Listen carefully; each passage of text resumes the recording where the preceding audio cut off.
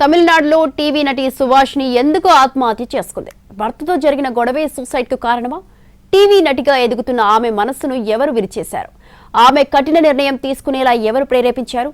ఆమె ఒంటరితనాన్ని ఎవరైనా ఆసరాగా చేసుకున్నారా?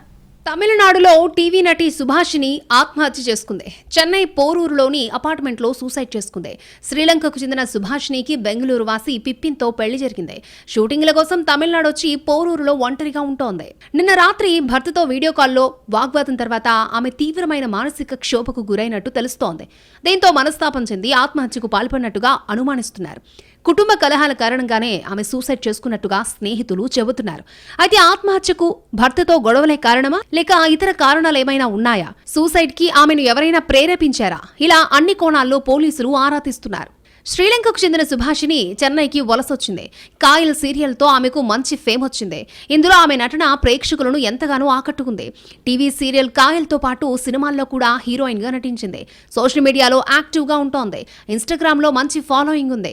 అయితే సుభాషిని ఆత్మహత్య టెలివిజన్ పరిశ్రమను, అభిమానులను దిగ్భ్రాంతికి గురిచేసింది. సుభాషిని ఆత్మహత్యపై సోషల్ మీడియాలో అభిమానులు, తోటి నటినట్లు తీవ్ర విచారాన్ని వ్యక్తం చేస్తున్నారు.